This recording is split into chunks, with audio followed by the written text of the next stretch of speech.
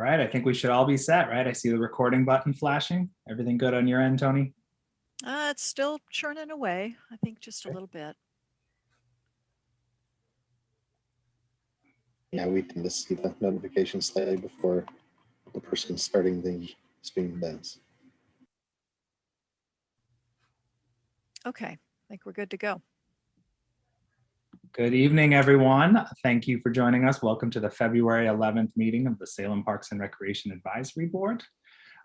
Hope we're all sitting here hoping for a little bit of snow, I think, but hopefully it's a safe amount that we can enjoy over the weekend. I know folks up in Portland have been getting some throughout the day, but I hope everyone's staying safe and wherever you are.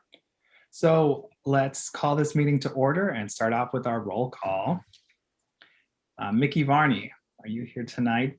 And is your audio working now? Not able to hear you so far. No. Okay, now can you hear me? Yes, there we go. This is Okay. the beauty of roll call on our virtual meetings, right? It's a sound check more than anything. Alan Alexander? Right. Here. All right. Tony Cato? Present. Perfect. Woody Dukes? Present. All right. Dave Freidenmaker? Present. Perfect. Keith Norris? Present. Perfect. And then Paul Rice. I don't believe we have Paul so far, but hopefully he will join us before too long. All right. Well, let's quickly review our minutes. Hopefully everyone has had a chance to look at those from the previous meeting. Are there any changes or amendments that folks would like to propose to the minutes that we have?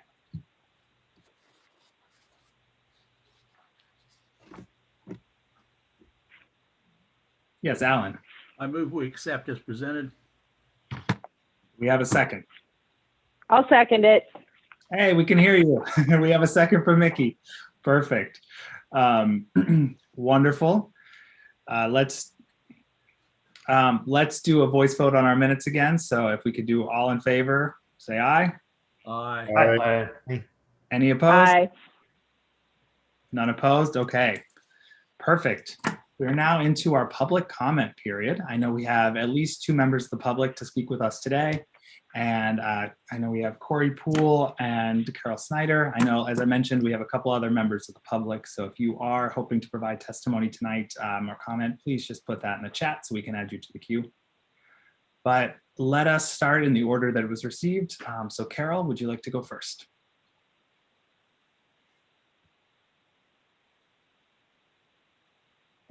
Gotta make sure to unmute. Is it not letting you? Let's see if we can.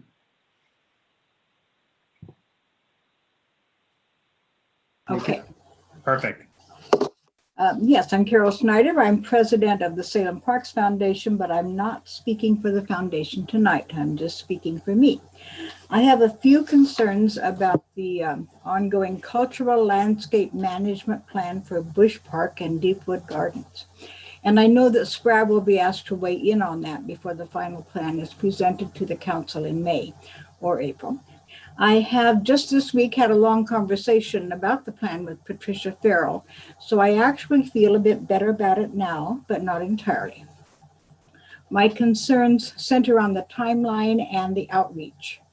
The entire process has been virtual because of the pandemic, and I worry about the validity of virtual open houses for such a large, complex, multi-use and important park as Bush Park. I wish we could push the timeline out until we can have at least one in-person open house, maybe presenting the final plan in the fall. Patricia explained that there would be serious budgetary implications in that, both because of the contract with the consultants and also because it pushes it into the next fiscal year. So those are both valid considerations. As to the outreach efforts, I'm concerned that most of the participants in the first and second open houses and surveys live in zip code 97302. That's my zip code. I live very close to Bush Park and I spend a lot of time there. And I am certain that Bush Park is used and enjoyed by people from all over Salem. And I wonder how many people from North and Northeast Salem are aware of the planning and process and if they feel included. I was especially dismayed to see that the only neighborhood association for which a presentation of the final plan was scheduled was SCAN. And I think some of my SCAN neighbors do think that Bush Park is their neighborhood park, but it isn't. Patricia did hear my concern, and she is now planning to offer that final presentation to all of the neighborhood associations for their Zoom meetings. And that's good. However, I think some of the neighborhood associations are really struggling with Zoom, so I'm still a bit uneasy about that. I would like to urge all of you to encourage any neighborhood associations you are involved with to accept the offer to include the final plan on their agendas. And I hope all of you take part in the third open house and survey and consider the plan's impact on all of Salem. And that's it. Thank you, Carol. I appreciate that feedback, and I appreciate that you had a chance to talk with Patricia earlier this week. Just for the rest of the board, I also had a chance to touch base. Carol notified me she'd be bringing forward some comments, and so I had a chance to learn a little bit more about the process and just where we were and understanding some of the background in it, so I could be informed about some of these comments coming forward. I hear your concerns, and I recognize that we're in a tough time in terms of the pandemic and virtual outreach, and I think I want to say that I commend the city, though, for doing as much as they have to try and make these virtual meetings as accessible as possible. And I was really impressed with some of the numbers. I mean, I wrote it down, it was 259 participants at the first and then 438 at the second open house. And so it's, in some ways, I think there are some benefits of that, but I think you're absolutely right that we can still do more with what we have available in terms of neighborhood association engagement. And Patricia did send out that email today, I believe, inviting the neighborhood associations to offer up another presentation opportunity that she can do virtually. So I think that feedback is really well received, and just knowing that we need to be getting as many people as possible to engage with this process. So because it is the city's park, an urban park. But I want to open it up to the rest of the board for any questions or thoughts that you have for Carol about her concerns.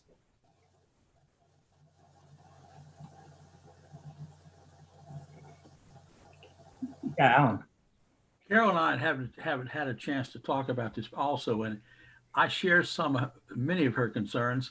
It is a park that's used by practically from every part of the city, and even outside our city uses Bush Park, and it's a significant park with a lot of different features. And so it is challenging for people to truly understand and provide valued input over the Zoom platform. But, given what it is, that maybe is the best we can do. But I can only speak for my neighborhood association, and we would welcome an opportunity to become involved in the final report. It's a great point, Alan. And just to, again, Carol, I want to reiterate, thank you so much for bringing this up. And my understanding is that it will come to SPRAB in May at the current timeline. And so all of us will have a chance to review it more formally. And also there will be presentations to the Historic Landmark Commission and SCAN, but then also in this, before we're moving into the final presentation, there's this opportunity to engage with our neighborhood associations. So I just want to recognize that there's a lot of challenges here, but the more that all of us in our own capacity can be increasing the engagement and sharing with others, like the neighborhood association, we are going to be continued to face with these challenges for a while. I mean, in terms of some of the new strains and whatnot. And while I understand your concerns completely, I do share some of Patricia's concerns about pushing it out too far in terms of the budgetary impacts, and then so many parts of the city's planning that are relying on that plan moving forward.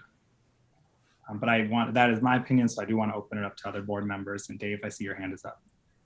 I have a question about what the city has in place for access for persons that don't have the skills or the Wi-Fi capabilities or able to use the electronic methods that most of us are using right now. What do we have in place that's more low tech, I guess? Tony, would you be able to speak to that since I know you've done a lot of the outreach for this plan? Can you hear me? Yes. Yes, thank you. We have reached out through the news media and tried to get the story out into the papers. That hasn't been very successful. unfortunately, and have signage out in the park. And we have the email network, hoping that that will actually extend out and beyond to those that receive the emails and sign up for emails. And I do believe there's also a Spanish language version on the website. Is that correct? There is a Spanish language. It's out on Facebook as well to the Spanish site. And that has been shared. And we have had several shares on Facebook, social media, in that respect.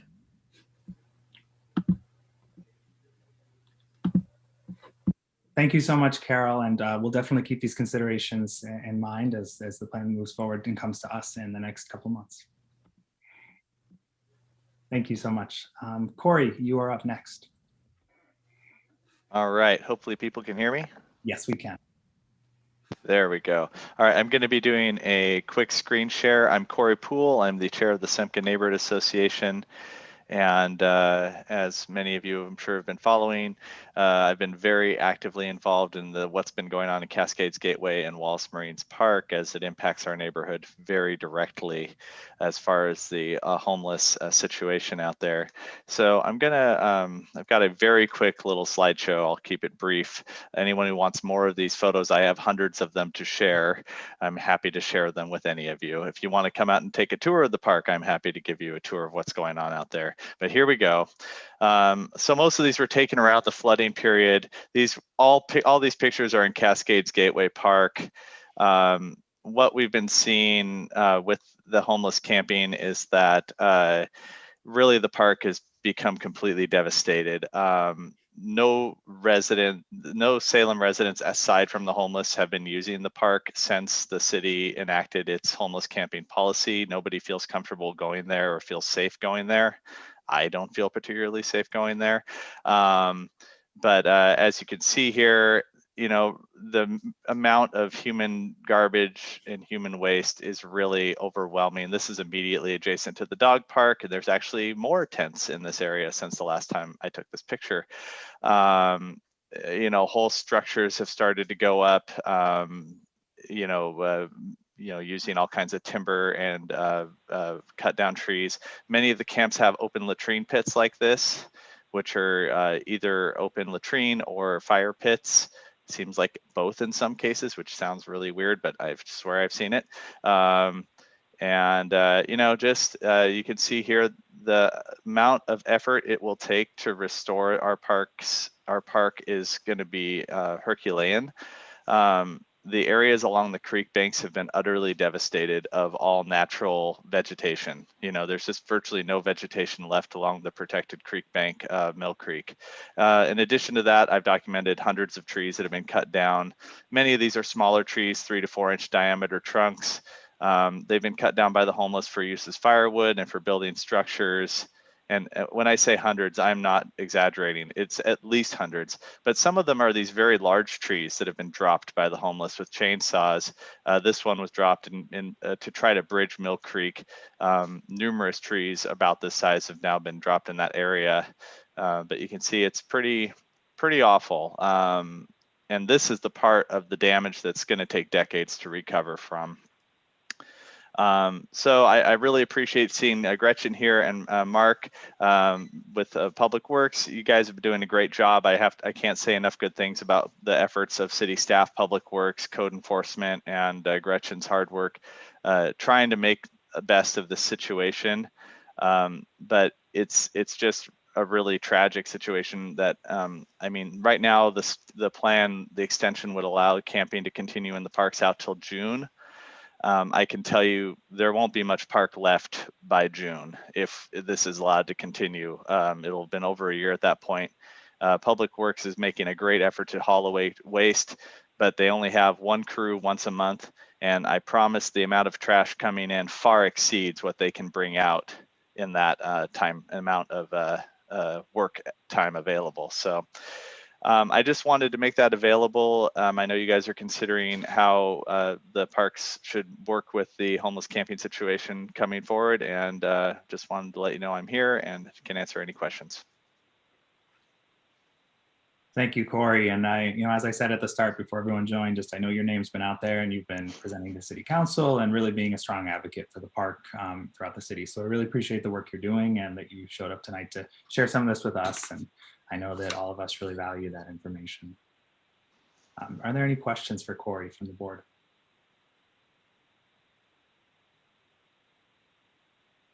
Well, thank you for that presentation tonight. And, we might take you up on that. Hopefully we normally like to do parks tours throughout the year at some point, and we're hoping for a COVID safe way, but it'd be wonderful to get out to Cascade Gateway as a board and maybe come out there and visit you at some point when it's safe. And It's a big park. It's pretty easy to social distance.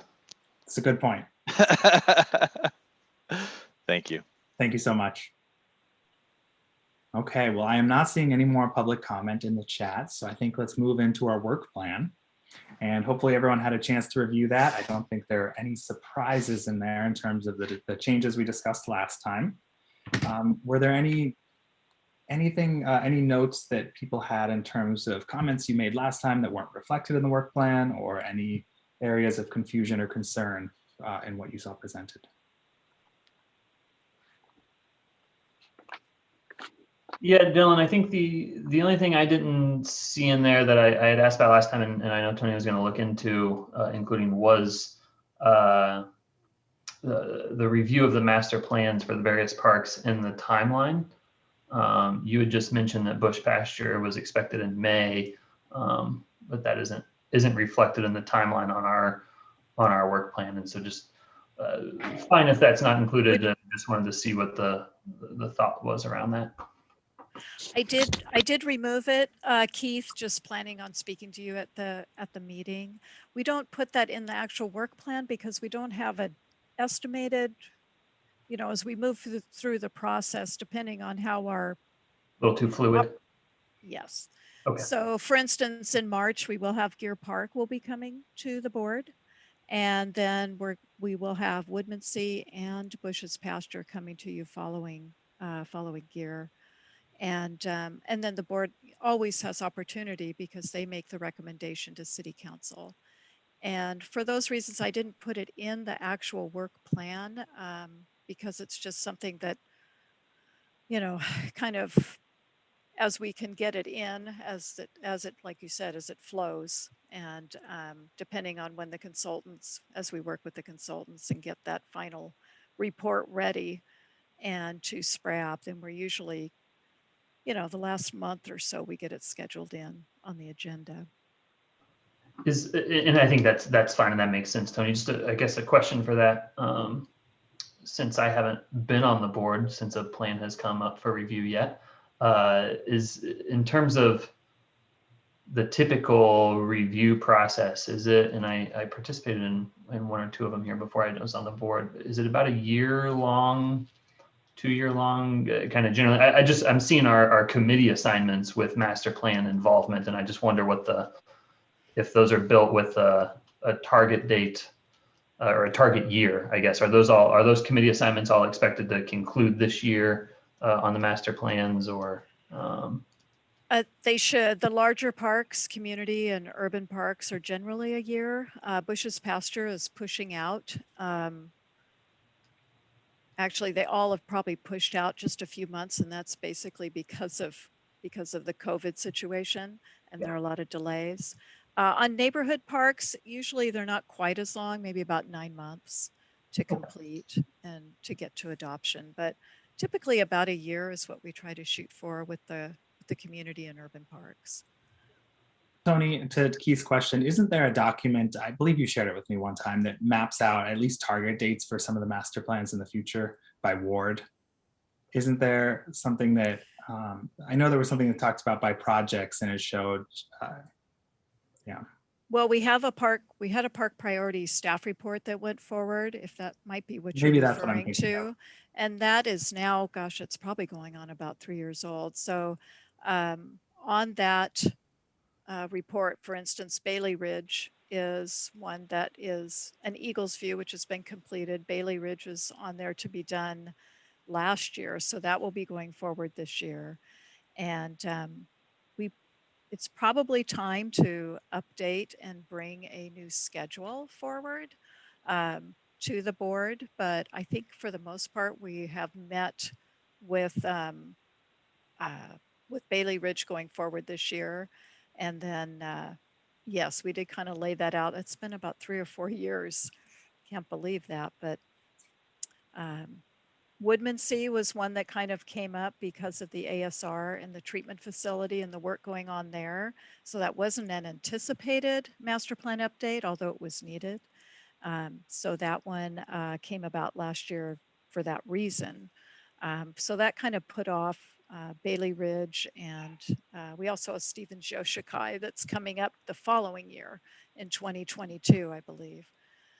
And that probably meets most of the ones on that priority list at this point in time.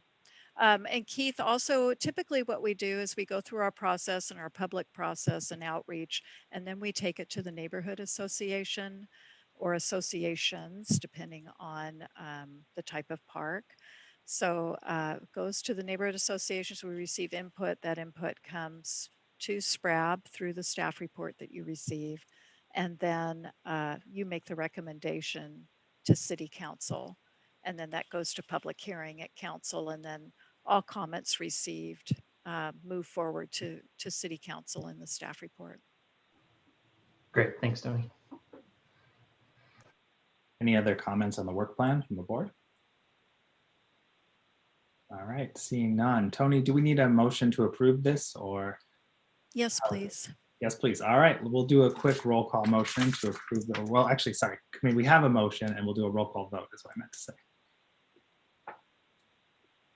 I move that we adopt it as proposed. Thank you, Woody. Do we have a second? I'll second. Seconded by Keith. Let's quickly go through roll call. Mickey Varney. Can you hear me? We can. All right, thank you. Ellen Alexander. I saw your mouth move, but I could not hear you. So I'm. All right, we got a thumbs up. Tony Cato. Aye. All right, Woody Dukes. Aye. Dave Friedenmaker. Aye. Keith Norris. Aye. And I vote aye as well. All right, it passes. Thank you so much for your work on this, Tony. And look forward to carrying this out over the next year. Thank you. I'll send out the draft without the draft on it to you. Okay, wonderful. Thank you.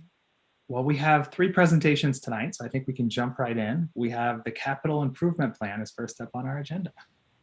Hey everyone, good evening. Patricia asked me to come before the board and give a CIP presentation as there's new faces on the board. Some of you I recognize from last year. So I have a short presentation, kind of more getting into a little bit of the details of how the capital improvement plan is put together, and then some of the projects in parks. So just to let you know that we're a little early in, let me make sure you guys can see that. Can you see that? Yes, that looks great. Okay, perfect. So we're a little early this year. Typically I come to SPRAB in March. So, what I'm gonna give you is more of what our process is. So every year is it gonna go? There we go.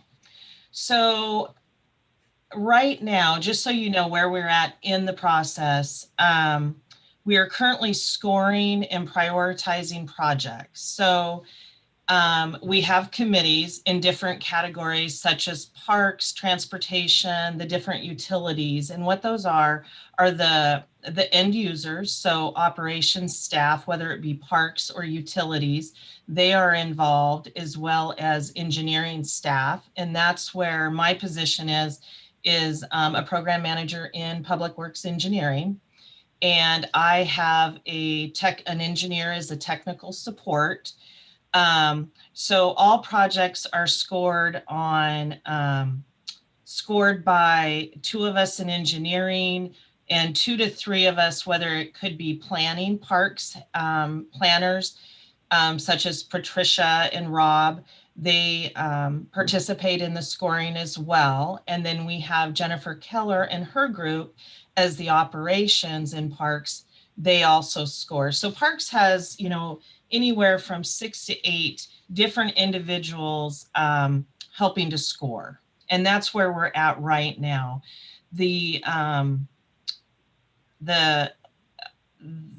Our new plan for 22 to 26 will need to be done into the software by March 5th. And then after that, we get ready, the document gets put together. And so I will be able to provide SPRAB a draft document. And then that way you guys will know what all those parks projects are in the next 5 years.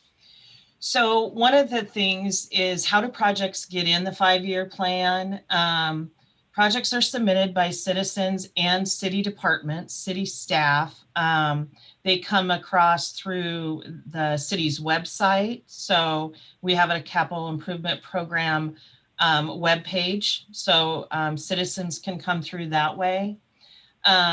Public Works, while we take the lead on gathering the data, having the committees and stuff, the actual document is owned by the budget office. So we work really closely with Josh and his staff to put this thing together.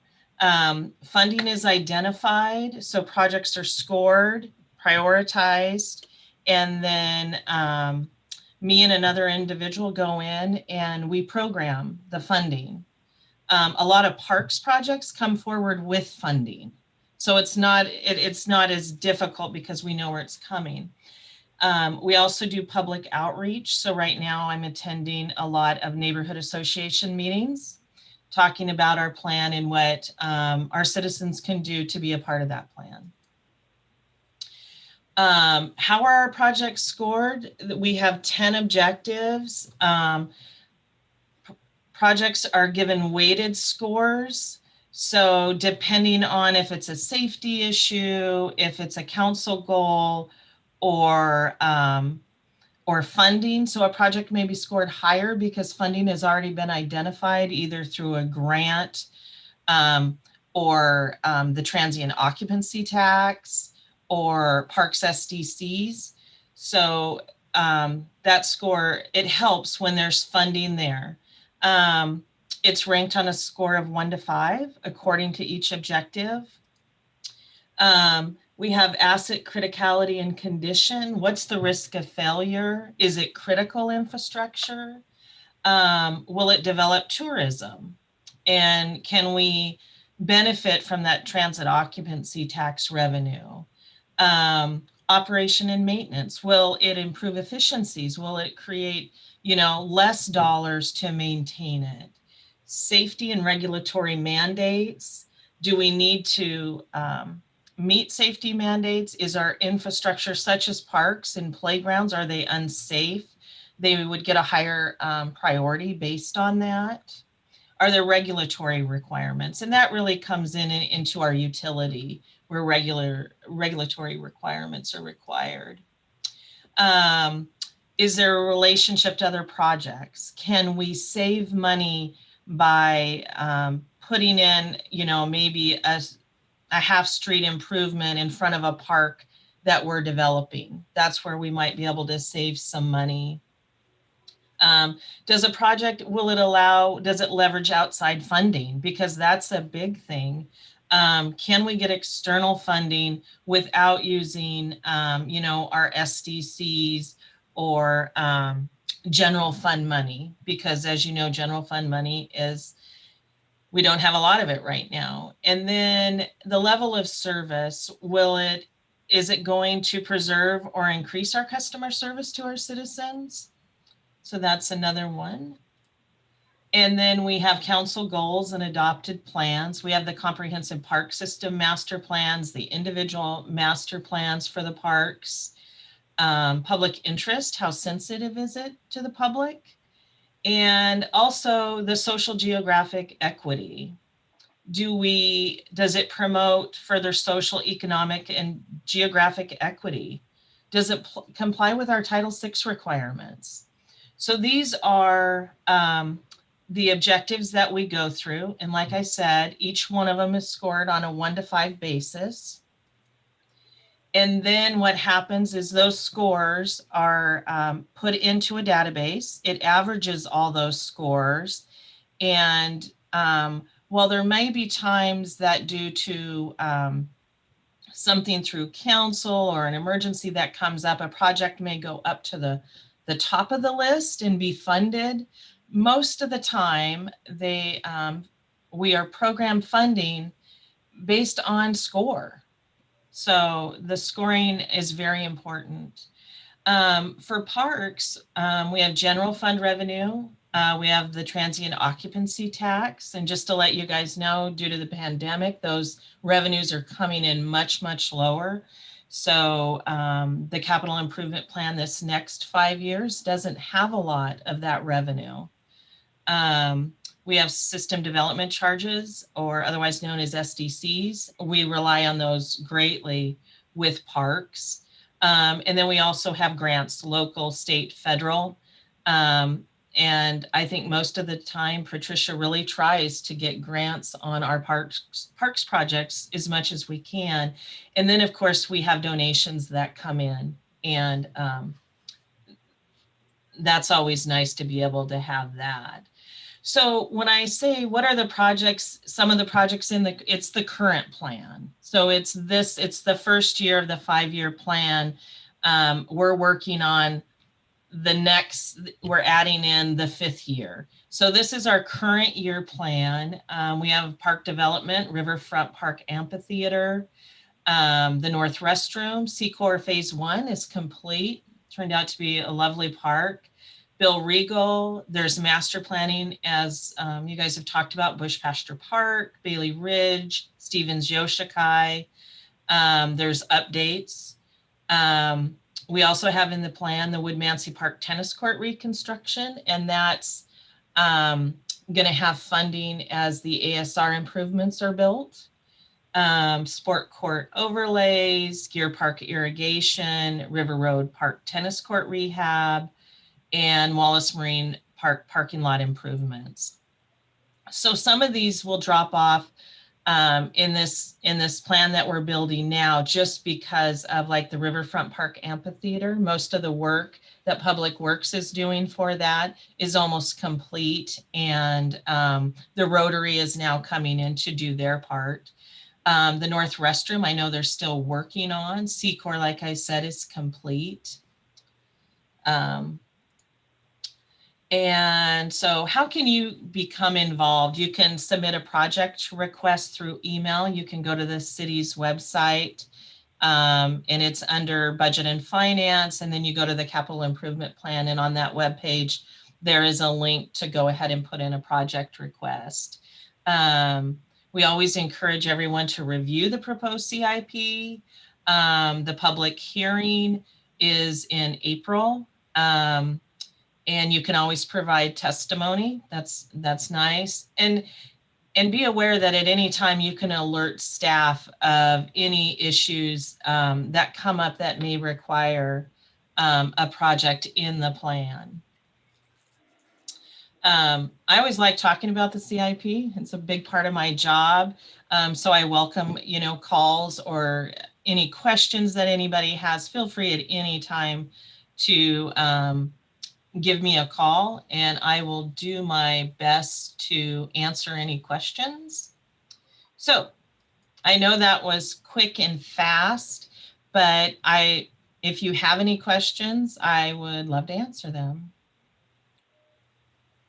Thank you so much. That was really helpful. I saw a couple hands, so Dave, go ahead.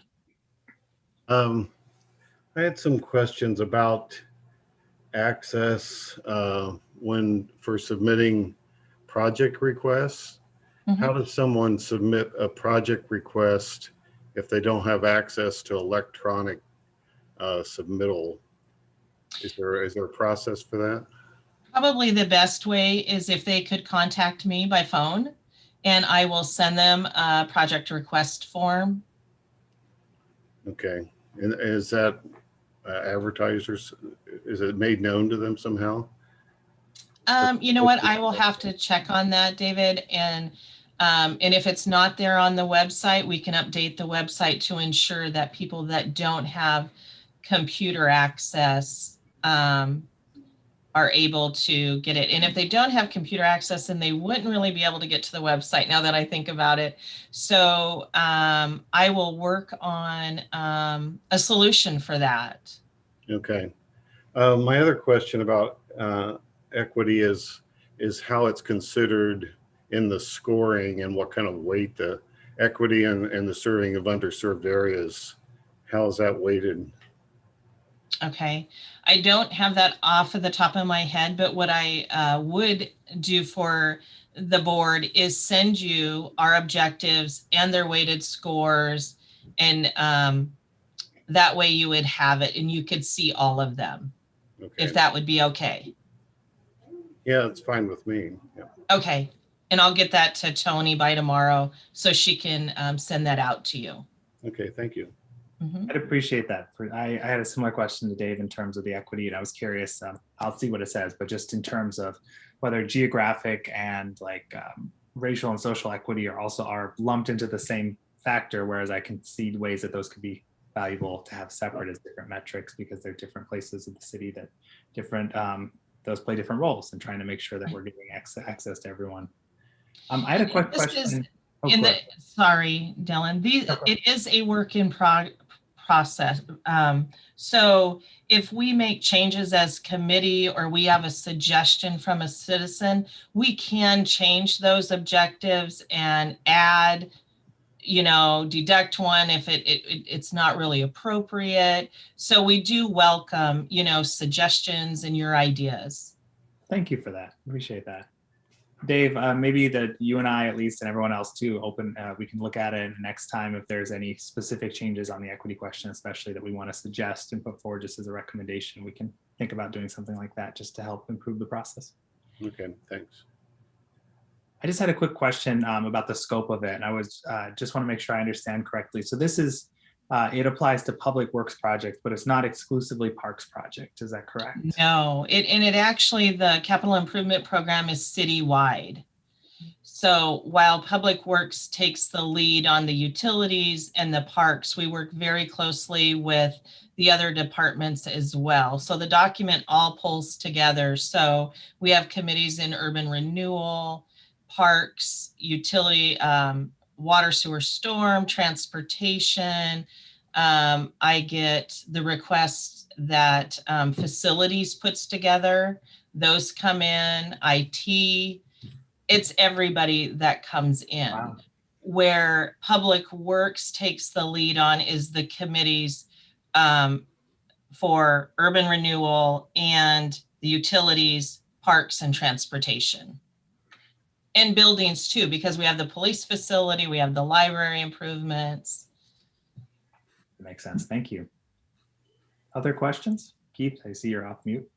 Yeah, I got a lot of questions thrown around, but I'm just trying to learn about it as we go along here. So Tammy, with that kind of bringing everybody together, how is there a process for saying, okay, here's our top 5 in parks and our top 5 in other categories, and then those top 5 then get put into the plan for each program area, or is it all eventually brought in citywide, and so you're having to compare parks to other utilities in terms of importance and funding levels?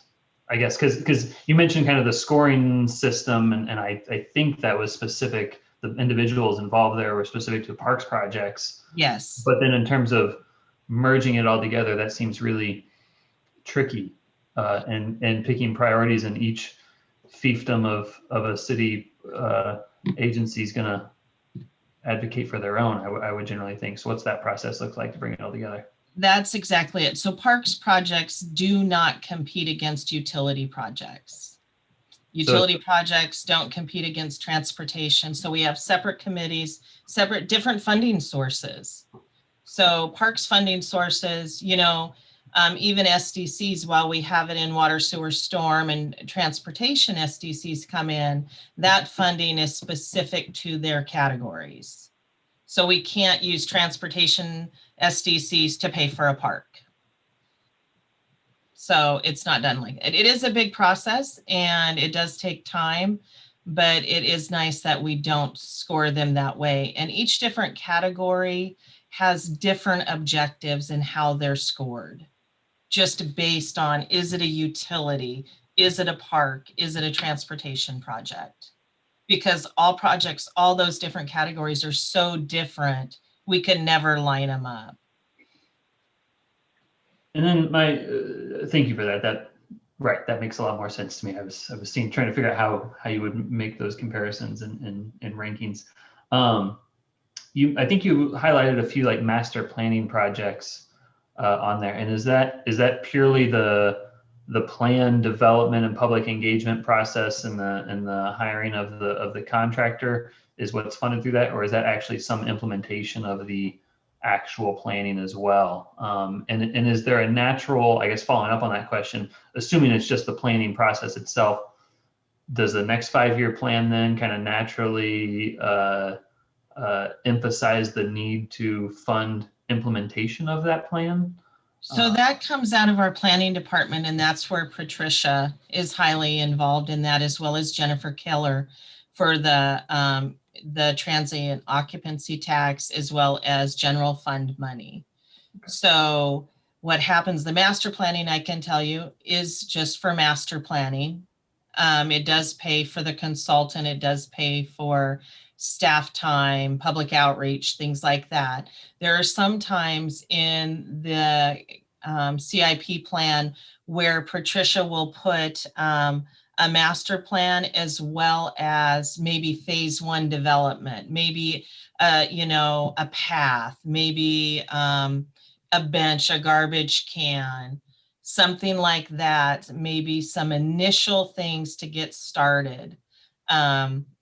But typically what we're seeing is most of them, we have master planning, and then the planning group is putting in the plan either a year or two later, some funding in there to begin the development of the park.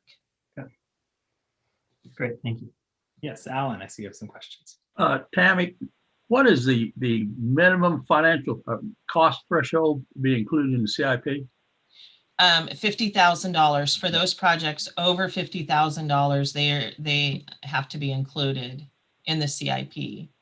And what happens too, you'll see is you might see a project in the CIP, say year 1, and in the following years, it's not getting any more money. But as we go through the process and the project starts, excuse me, we might identify that additional funding is needed. You may see it again in the CIP. So anytime a project that is in the CIP either gets additional funding or new funding, you'll see it back in the CIP if for some reason it dropped out. And those projects at that time are not rescored. They're just receiving additional funding and it goes into the CIP. Any other questions before we move on to our next presentation? Mickey, I know you're muted, so or you have the phone situation. So if you do want to talk, feel free to wave your hand or anything. But yeah, did you have a question? I do actually have a question. What are our Title VI requirements? Title VI, and Gretchen, you can help me out here, is most of the Title VI is access, ensuring access to those individuals that may be disabled. Trying to think what else we could have. What do you think, Gretchen? Let's see here. I'm clicking the app. There we go. Thank you. Sorry, I was just looking for that being unmuted. Thank you. I'm unmuted now. Hi, this is Gretchen. And in addition to working on homelessness issues, I also work with the city on Title VI issues. And in addition to access, another factor is thinking about disparate impact of decisions from an equity standpoint. For example, if you're making planning decisions and service decisions, maybe, and one particular area is disproportionately impacted, that can be a Title VI consideration. It's Title VI of the Federal Civil Rights Act, which speaks to anti-discrimination from back in the 60s. And state and city and subsequent federal expansions have paid attention to a variety of types of individualities, age, disability, one's background, gender identity, etc. Okay, thank you. Perfect. Any final questions for Tammy? Okay, I'm not seeing any. Thank you so much, Tammy, for the helpful update. And if you could send the scoring to us, it'd be really wonderful for us just to I will do that. And like I said, if any of you have any questions, please don't hesitate to contact me. Thank you. Thanks. And while we're transitioning, Tony Whitler, I just want to note that Tony Cato, I believe you dropped off for a second there. And so he's no longer a co-host. If you could, as the host, if you could make him a co-host again so he can unmute. Okay, speak I sure freely. will. Thank you. All right, let us go into a conversation about bond measures. So Josh, there you are, perfect. Good evening, Josh Eggleston, the city's budget officer in the finance department. I'm here to talk to you about the very exciting topic of bond measures. I will share my screen.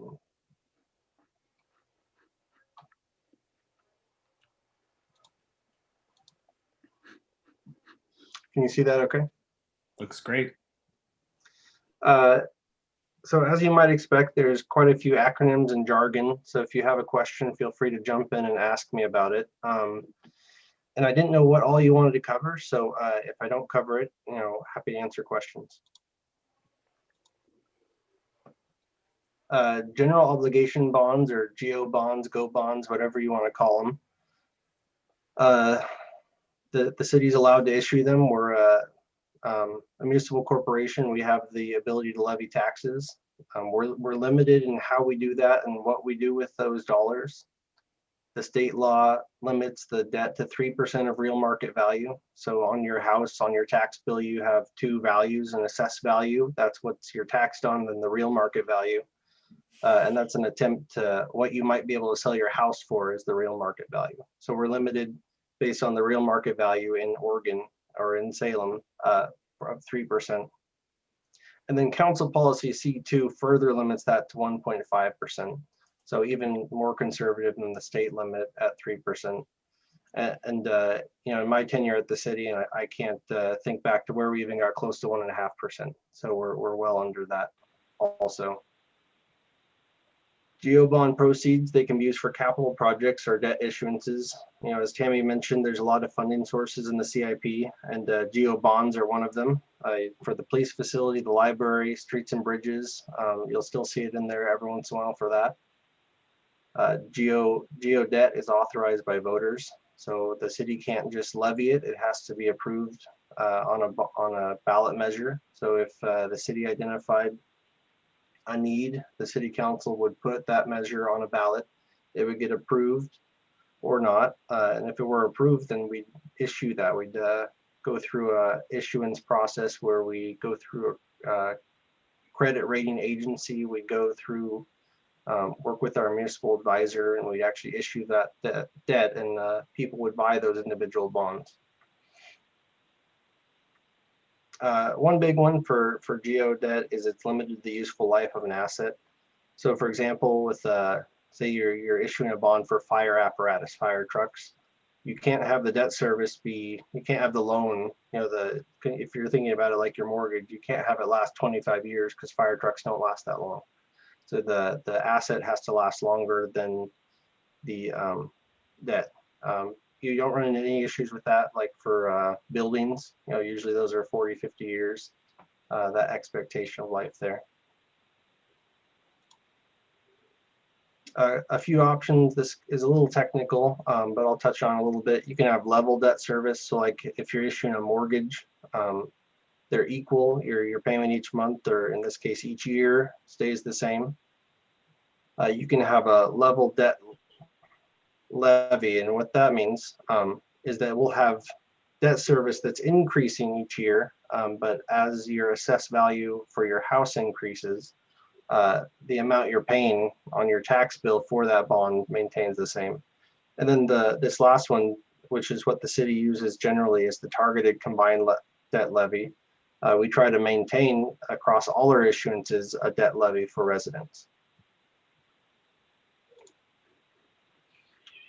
I'll never waste an opportunity to educate about property taxes because I feel like it's this unknown thing that you only worry about once a year. there's two other property tax types that you'll see on your tax bill. One is a permanent rate. So for example, the city has a permanent rate, $5.80 some odd cents per thousand of your assessed value. Other districts have the same thing. So like, for example, Chariots or CCRLS or the county, whichever county you're in, they also have permanent rates. And then the last one is a local option levy. And I believe Polk County might have one, but I don't think we have one on the Marion County side. And that's a renewable option levy, has to be renewed every 5 years. Whenever you talk about property taxes, you kind of have to talk about measures 5 and 50. So back in the 90s, there were a couple of measures that Oregon passed that really changed how property taxes were used and how they grow. So measure 5 limits, it caps the amount of taxes that can be imposed on individual properties. $5 per thousand for schools and $10 for all their other government. So like in Salem, you have the city, you have the county, you might have a soil and water district. All those can't be more than $10 of that real market value, that number we talked about earlier. And then similarly for schools, if you have community college or like Salem Kaiser School District, it can't be more than $5 per thousand. The good news about the GO bonds is they're excluded from those limits. So they're outside of that. They're voter approved, they're separate than those limits. Measure 50, what this did, it cemented those permanent tax rates, and then it capped the growth at 3%. So on your tax bill, you'll see that assessed value, and it'll be growing 3% each year. And that's why, is because this measure 50 back in 1997, and that's why you're taxed on the assessed value instead of the real market value. Happy to answer any questions. I know that was brief, but I'm happy to go into depth, whatever you'd like to know. Thank you, Josh. Appreciate that. I have a quick question to start off, I guess, and I'm curious how the city plans in terms of, I guess, what's the timeline to get a bond measure up and running? I imagine there's a lot of competing interests. I imagine it takes a while to get that going, and how far out do people, or do you plan for that for each one? Generally, so we work with the finance committee. It's a subcommittee of the city council working on a long-term bonding strategy. Sometimes it's well planned out. Other times you identify a need, it rises to the surface and you push forward with that. Other times it's more structured, but generally it takes a couple of years to get a bond measure through, because you can't just stick it on the ballot and expect people to know what you're talking about. There's a information campaign that you have to do to make sure you're informing everyone what the impact is of either voting yes or no on a measure. It's helpful. Other questions? I have a few more, but I want to open it up to the board in case anyone else has questions. Okay, well, while you're thinking, I guess another one I have is just, I've seen more and more that cities, I know Portland has done some with bonds and levies in terms of parks funding. And my understanding is that there's a pretty big difference in bonds and levies in terms of what is new versus what can be used for maintenance. Is that correct? That is correct. So as I mentioned, GO bonds, you can only use them for permanent capital expenditures. You can't use them for maintenance. You can't use them for operations. They're fairly limited. And again, it has to be, the debt service has to be longer than the life of the asset. So if you're building something that's only going to last 5 years, or buying, a smaller vehicle, generally those wouldn't be eligible for bonds.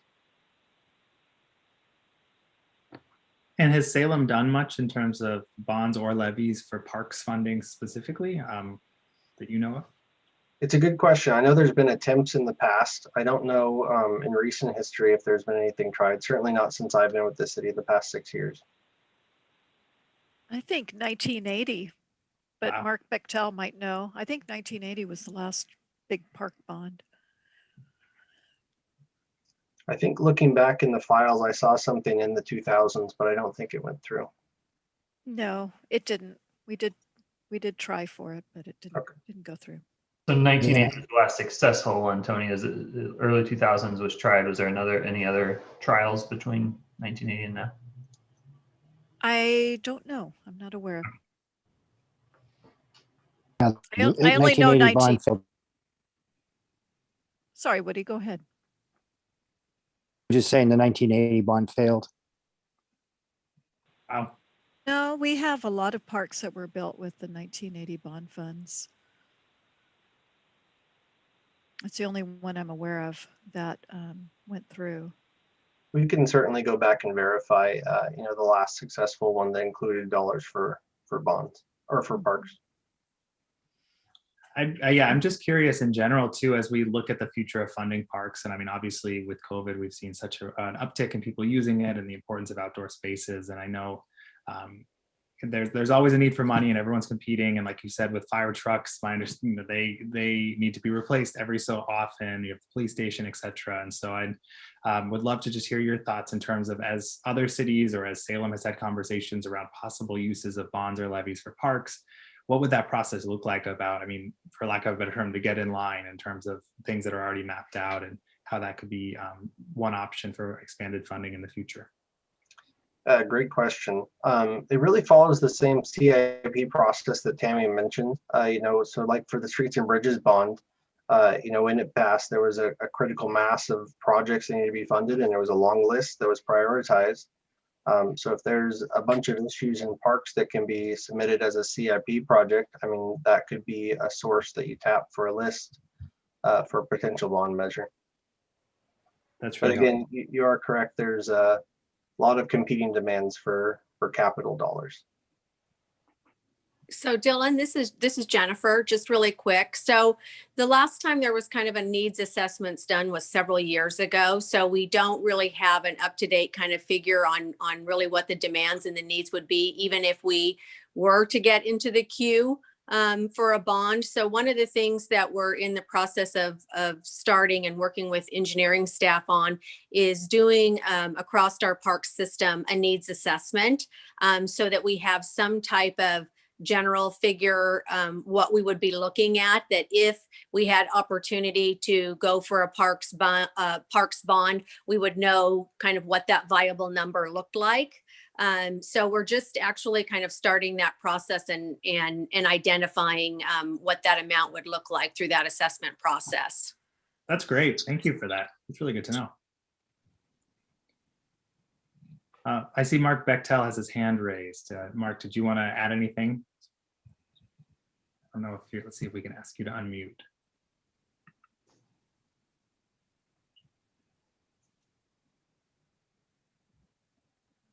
Hello, can you hear me? Yes, we can. Sorry, you guys had me where I could not unmute without your permission. So just a little bit of history. There was around 2007 that we had, it actually might have been a little bit, I think it might have been 2006, but we had a parks bond, and the important thing was it was coupled with a parks levy because there was a recognition that you could build a lot of parks facilities, but unless you had additional operating money, you would not have the staff or the funds to maintain all the new things you just built. So one of the things you'd want to keep in mind with a future parks bond is kind of the makeup of the bond. You wouldn't necessarily want to build all new brand new things unless you had additional money to maintain them. So you may have to look at repairing things that, rebuilding or rehabbing things that already exist, or replacing existing facilities, and maybe, balancing that with new stuff. So that's just a little bit of historical reference there. And by the way, both those the bond measure and the levy both failed at the same time. Do you have any insight just historically of why they failed? I mean, was it just taxes, the situation, or was there like a big outstanding reason that you recall of why they were unpopular? You are starting to tax my memory here, but my recollection was, one, there were several items on the ballot that election, and so voters had a choice where they wanted to put money. And I think the other thing that worked against it was the having to vote for both the levy and the ballot measure, or the bond. Because if the voters would have approved the levy, well, then Parks just would have had more money to maintain things if the bond hadn't passed. If the bond had passed and not the levy, then you would have had all these new Parks things and no money to maintain it. And I think that in itself created a little bit of a dilemma with voters. They're like, well, if I pass one, I got to pass the other, and I want to pass both. And so I got to choose, and I don't want to choose because then one screws the other, kind of messes it up, So there was, I think having those coupled together created a problem. That's really helpful. Thank you, Mark. Appreciate that. Yeah, Alan. We also, and I'm sure Mark can appreciate that, it also, you have to look at the economic situation. In 2006 or 7, our housing values were diving and the economy was tanking. And so a lot of people I understood were reluctant to approve additional taxes in a very uncertain economic time. That's a very good point. Yeah, that's correct. And there was actually a fire bond passed in 2006. And so Parks were kind of competing against fire engines. And that's a bad competition to be in. So. Well, this is really helpful, and Josh and Mark, both of you, I really appreciate that, because as you probably know, we had our recommendations to council this year, and we were recommending to start thinking about a bond. And there's a lot that goes into that, and I know it's not an instantaneous process, but it's great for us to be educated about how that could work in the future, and Jennifer to know that some of this assessment is being done, and so we as the advisory board can help make those recommendations in the future. And I know we all want to see more money to the parks, but obviously it's a very competitive process, so really helpful to have that overview now. Any final questions before we let Josh go? Yeah, Dave. Get unmuted here. I had one. Does a bond have to be park specific, or can it combine various areas of the city, the needs from other areas of the city, into one bond? It all goes back to the measure language, how you actually pass it with the voters. So you can make it very specific or very general. In the language. So no, it doesn't have to be park specific. Okay, thanks. Okay, I'm not seeing any more hands. Thank you so much, Josh. Really appreciate your time. Thank you.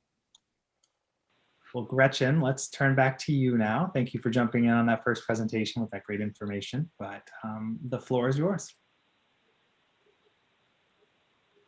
Oh, you need to be, there we go. There we go.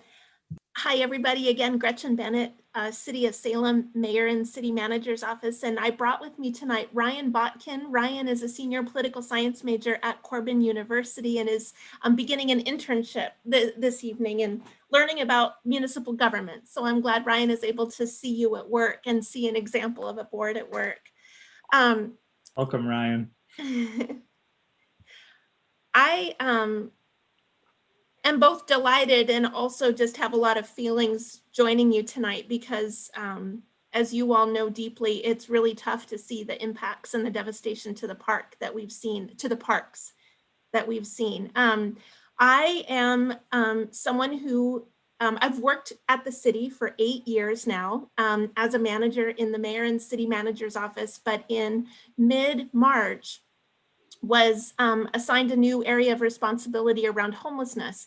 It began as a focus on the pandemic and then just broadened to be the general topic. And so I'm here tonight in recognition of your important communication to City Council and the impacts around homelessness at the parks.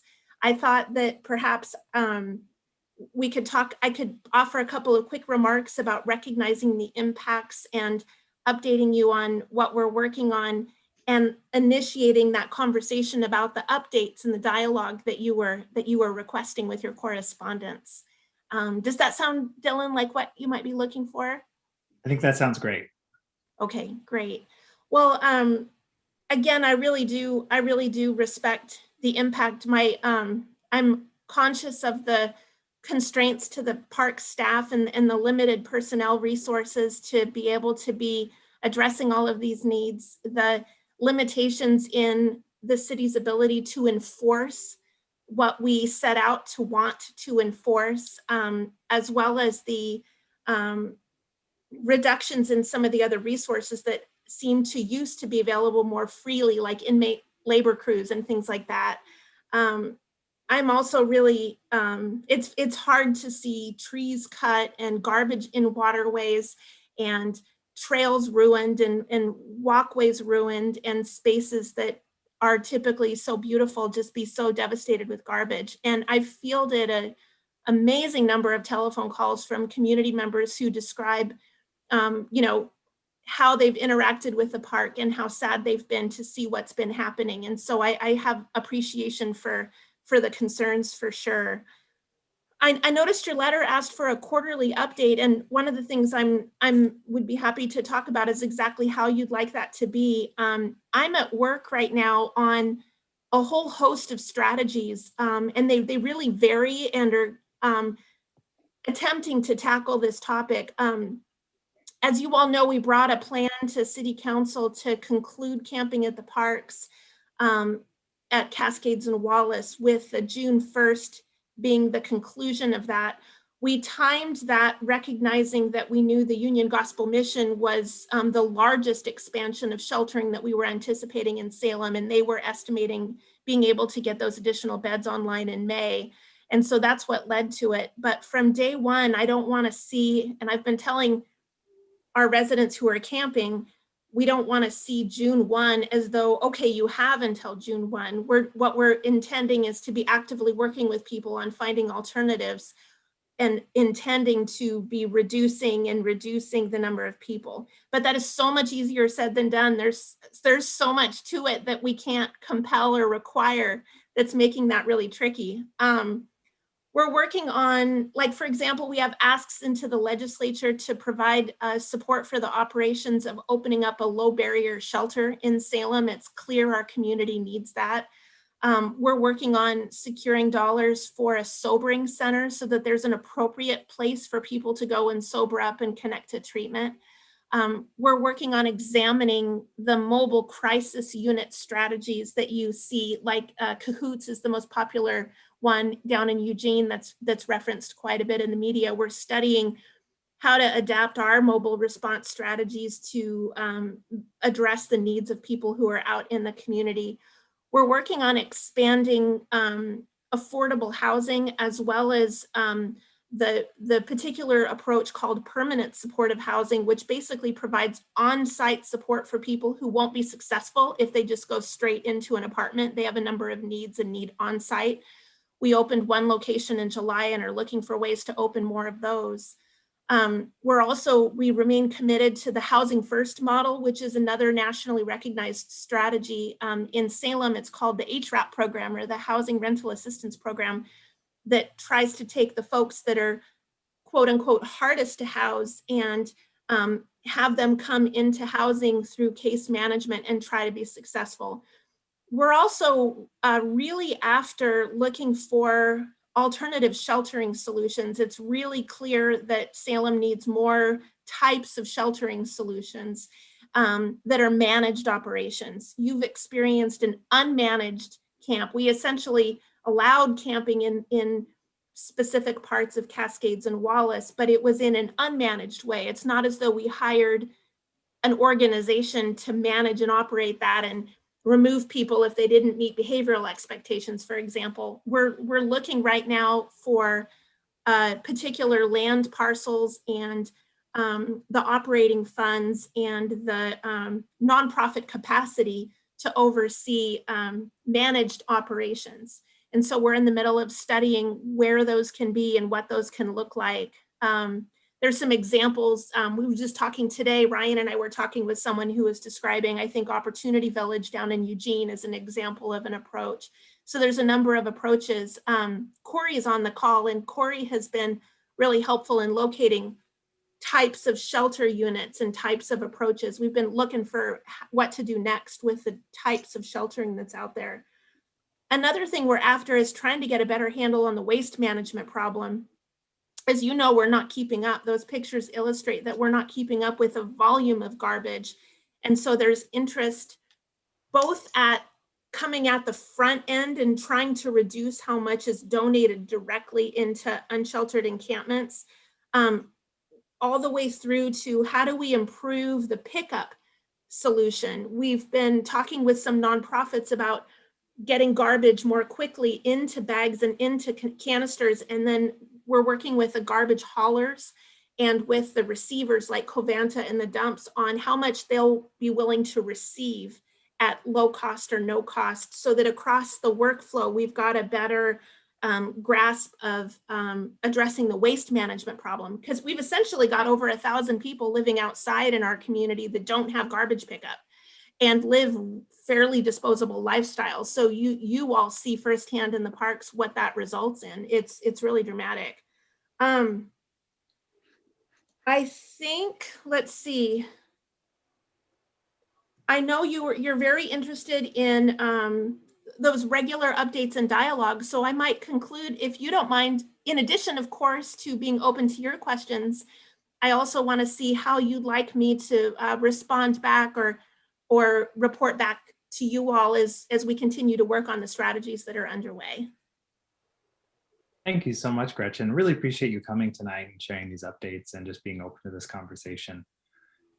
Mickey, I would like to turn it over to you. I really want to credit Mickey for being a force on our board of really bringing this conversation forward and helping with a lot of the letter drafting and everything. So Mickey, I want to turn it over to you first. Well, thank you. Gretchen, thank you for being here. My goodness, I get a chance to see a lot of you between West Salem Neighborhood Association, and you're just awesome. You're doing so much. So I just really appreciate the report and the update. In terms of quarterly updates, I was thinking of something just pretty much like what you brought to us this evening, just kind of what is going on, because we just we weren't aware of what was going on previously. So this has been really, really helpful. And I really can't think of much of anything else. I'd like to hear from some of the other board members. Is there anything else they would like to hear?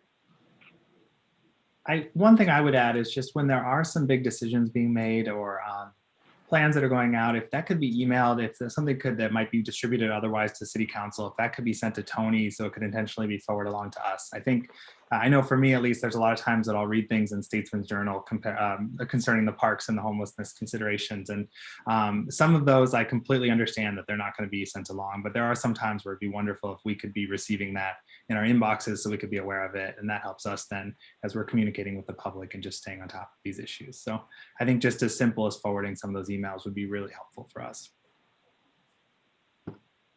Great. I'm examining right now the communication flow overall. I'm trying to get a handle on, as questions emerge, as ideas emerge, which entities, who is interested in at what point in the question. You know, we're working on that both in the context with neighborhood associations, and I also think your question fits right into that. You know, at what point and when and what types of questions. So I'm working on that. I have a meeting with someone from our communications team early next week to try to dissect that more precisely and make sure we've got a good system.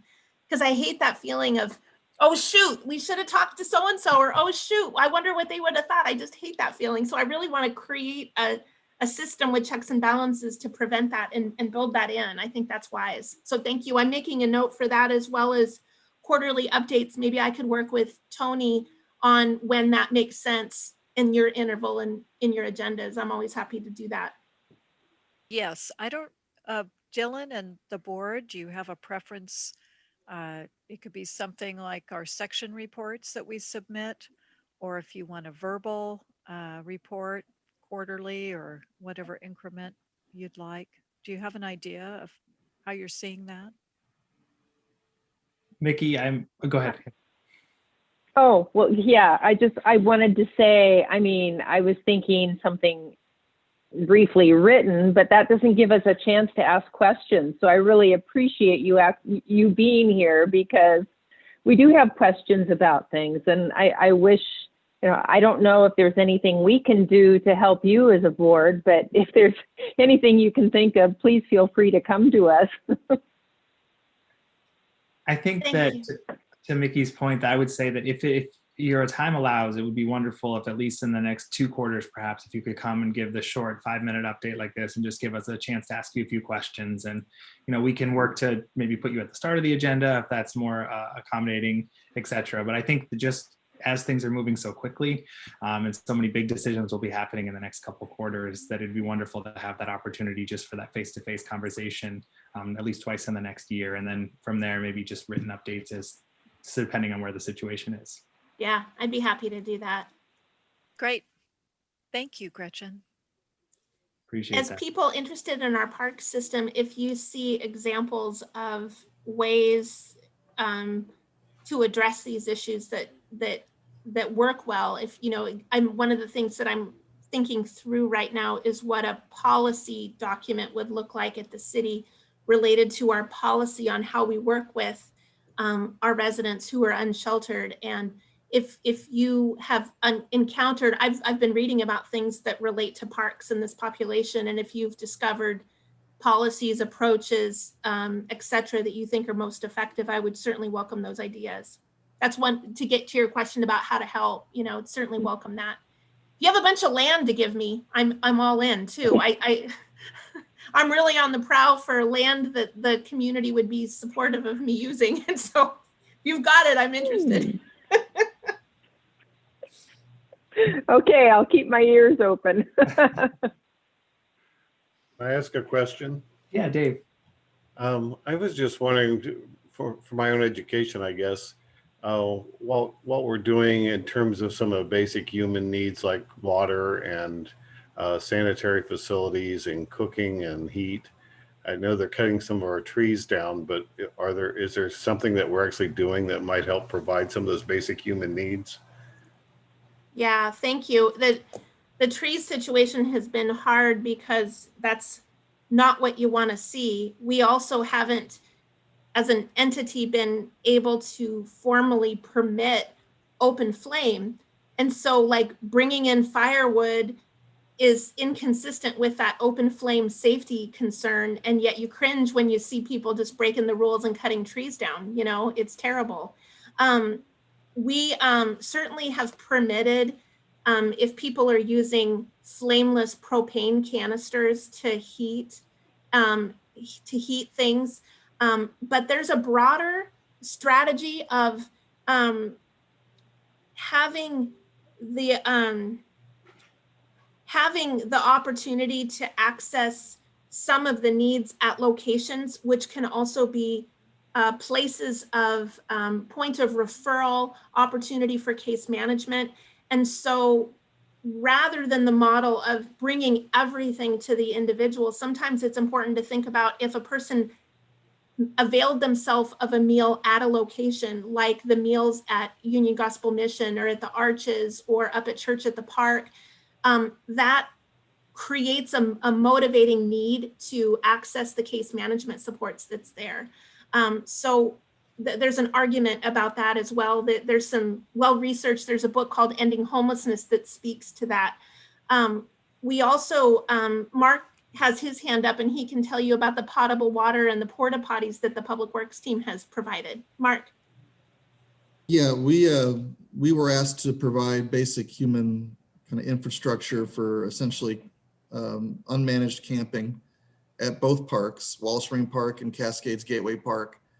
And at both parks, we have potable water faucets available that are available 24/7. If you think back to the eclipse, we created a bunch of, we call them water barrels, but they're basically big blue barrels that have multiple faucets on them that we hook up to our water line. We have those out there for homeless campers to get potable water. Each park has several chemical toilets, portable toilets out there for them to use. The permanent restroom buildings are closed because of the winter. They're winterized for the winter.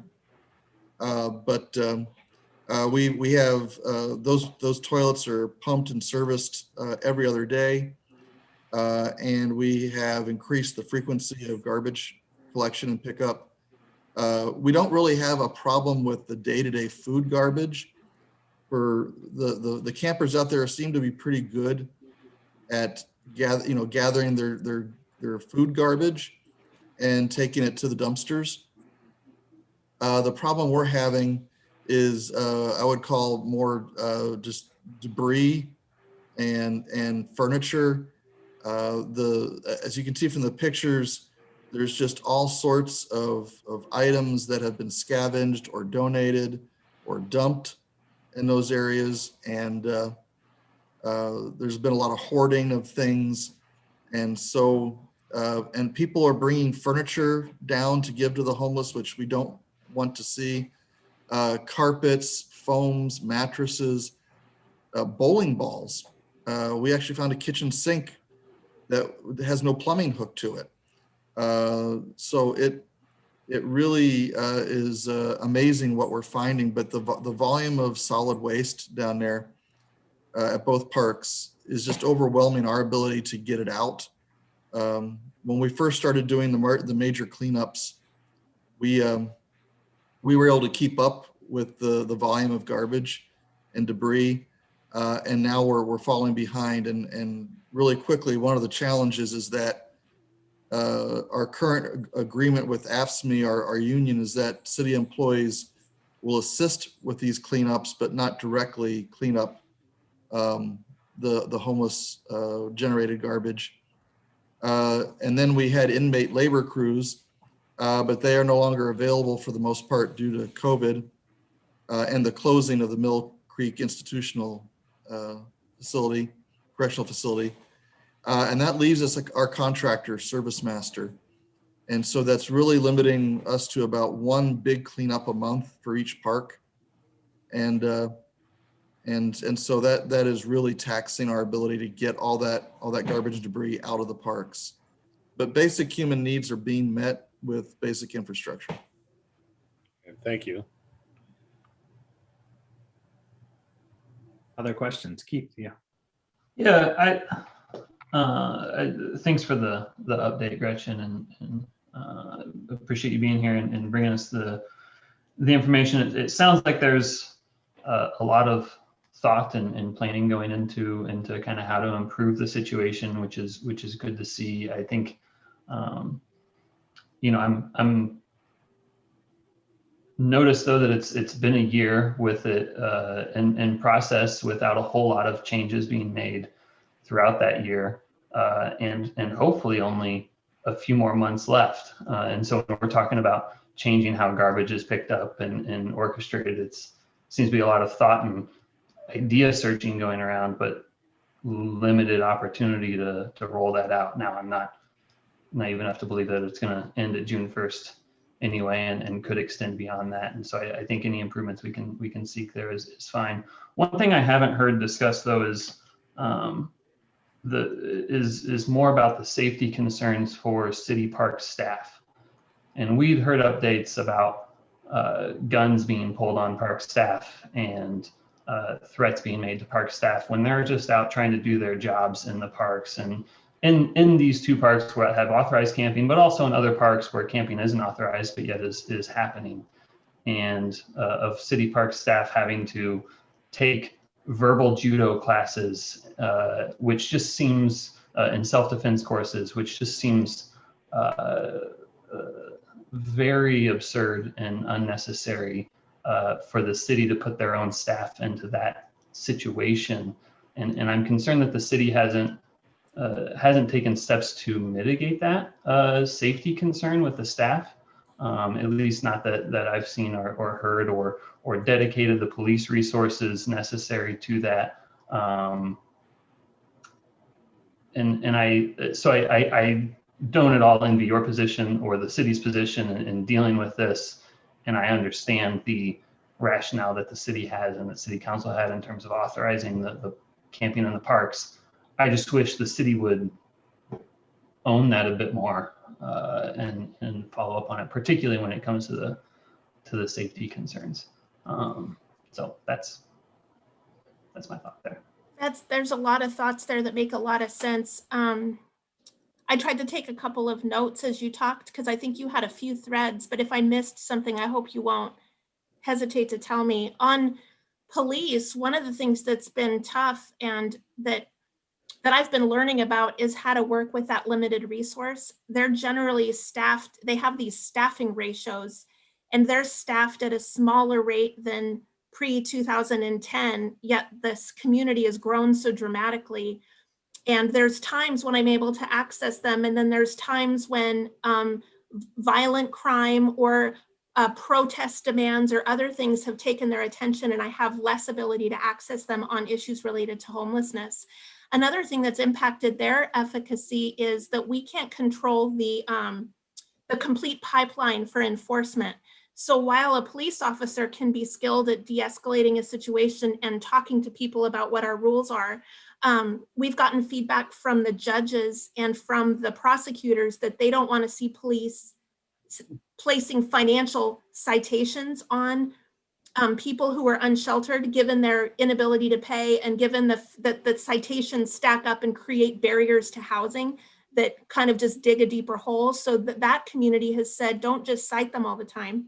Then there's the question, okay, if you can't cite them, then what do? Well, you take them to jail, but the cities don't manage the jails. And the jail folks have said no, especially during COVID, but generally speaking, our jail beds are for more violent offenders, more serious property crimes. And so we haven't been able to actually house people in jail for the offenses.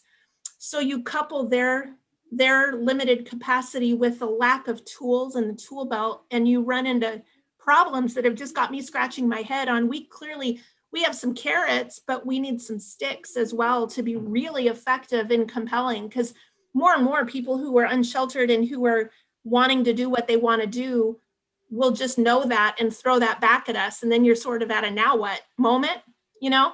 So that's been one of our challenges as it relates to enforcement. It breaks my heart when Corey calls and says they're right by my fence, but I can't figure out how to move the person if we can't facilitate their cooperation. There's some real limits on our efficacy with enforcement.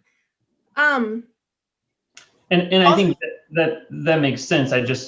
I wish they weren't able to throw that back into city park staff and could throw that back into a police officer or someone who's more equipped and trained and more in that position of being able and willing and signed up to receive that, I guess, more so. I couldn't agree with you more, and I feel terrible for each employee that's dealt with an interaction like that that's been unsafe or scary or really terrifying. And I know we've been talking through what the training resources could be, what the protocols could be, and I've appreciated the top attention on what are the different ways that we can work on addressing this. We're seeing it in other parts of the city too, the folks that work downtown and in the parking garages, and even at the mayor's office. We've had people come in at the mayor's office back when we were open that created these kinds of situations. It's critical that staff can feel safe doing their job, and accessing those tools is really important. I do agree and hear you. Also, when you were describing, gosh, it just seems like this has all been going on so long and we're not seeing a lot of change.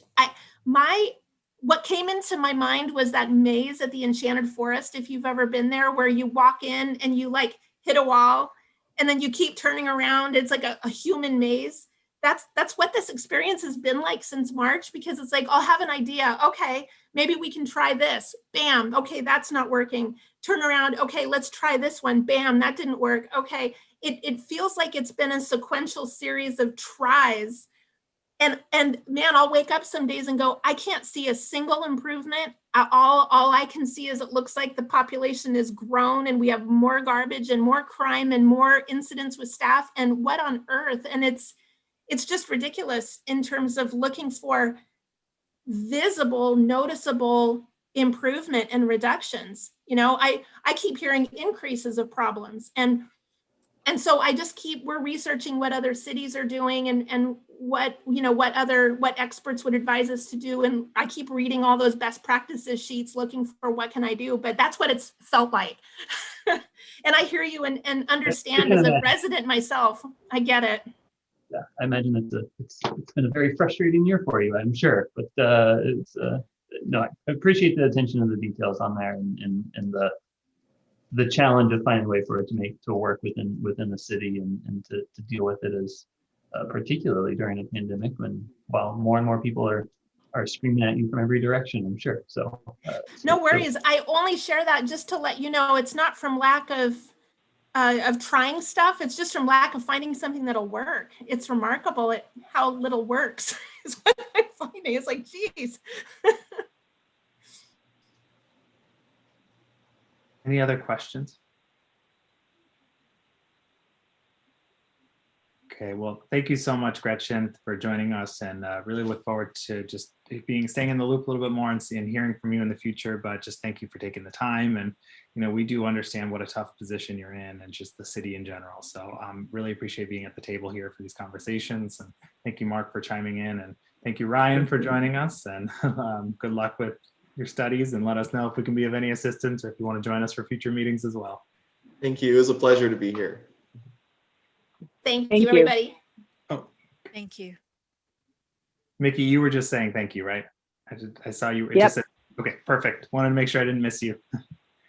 All right. Well, let us move into our information reports then.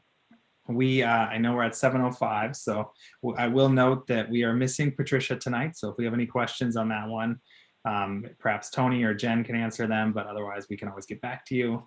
And I don't see Mylan in the participants tonight. So. I don't see him either. Once Apparently again, he was unable to make it. I apologize. This is Jennifer. He was planning on making it. The only reason he wouldn't is if they had a tree issue because of the ice starting. So my assumption is that they've had a call or a need for him to address a tree related issue. That makes sense. Well, we'll see if we have any questions, but if so, I'm sure that we can just pass those along via email, or you'll probably know the answer as well. Let's jump right in first with the Mission Street Parks Conservancy. We received the minutes. Were there any comments or questions as folks look through those? Okay, perfect. Well, let's go into the urban forestry report. I, for one, will say I was really impressed with with the tree report and just all the detail that went into that. And so kudos to everyone that worked on that. Kudos to Mylan. Really great to just read through in one place like this and see all the great things that happened in the last year, the number of trees planted, all the partnerships. I was really inspired. It was just great to see everything that's going on. But curious what others thought, or if you had other questions. Yeah, Alan. I've just got if we can't answer that, I'll get it later. It's not a big deal. But I was reading about a tree canopy, and a sentence said the previously established 75 percentile methodology for canopy goal setting. Any idea what that is?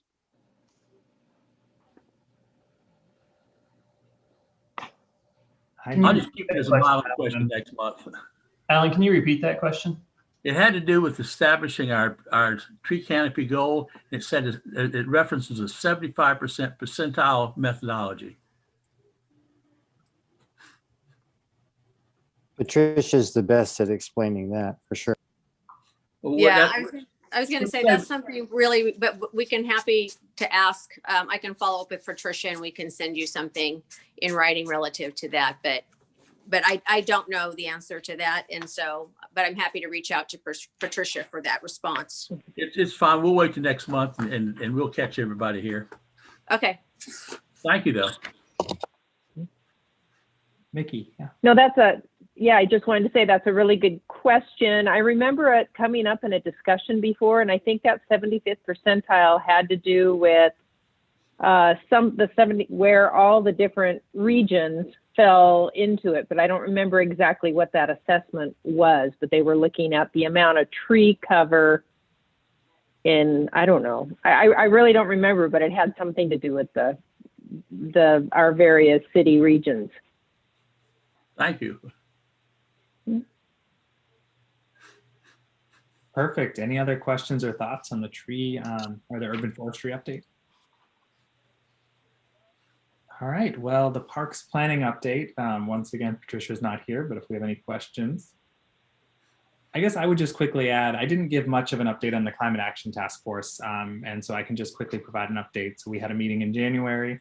We have another meeting coming up next week. And so they're 3-hour blocks, and there's about 40 people on the task force, I think 43 now.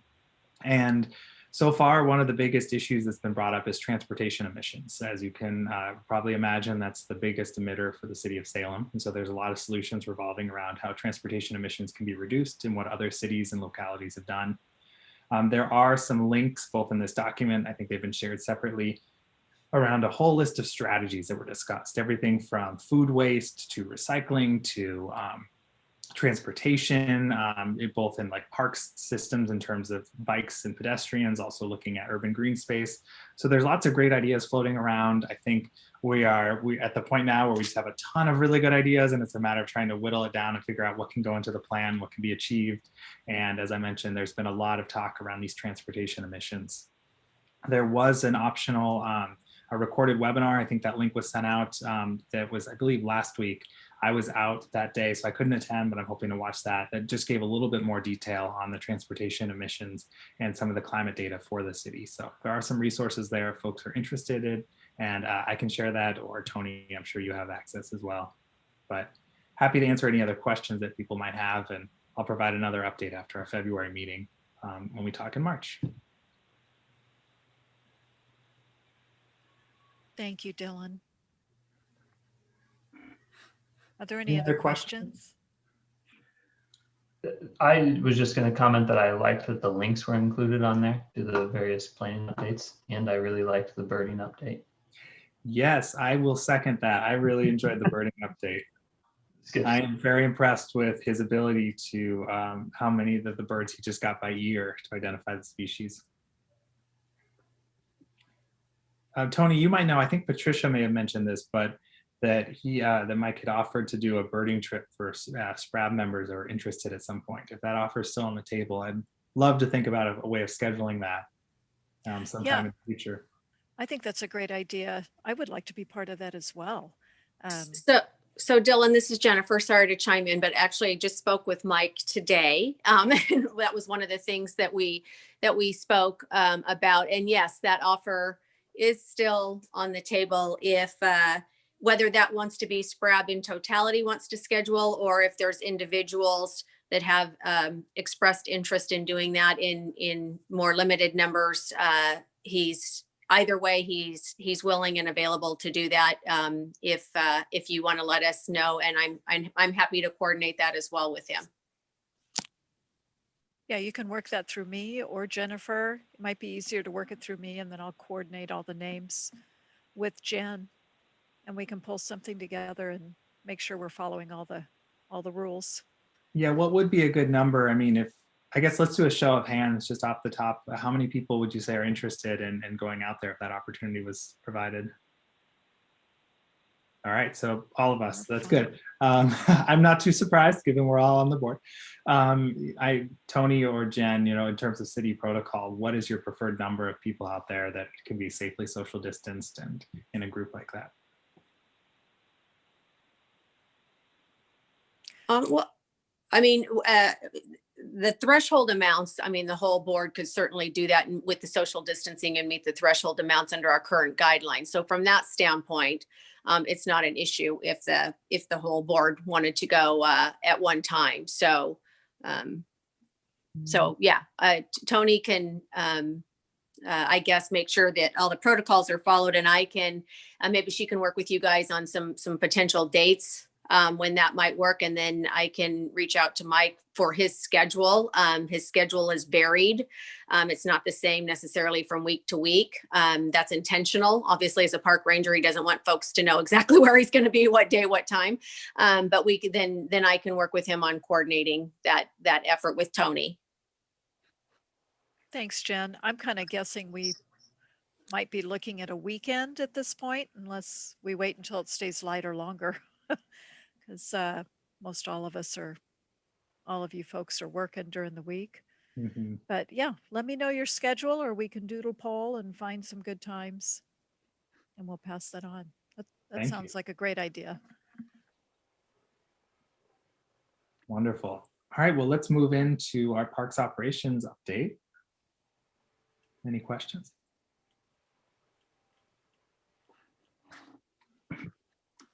Yeah, Dylan, I had jotted down a few things, and one of them, I guess, is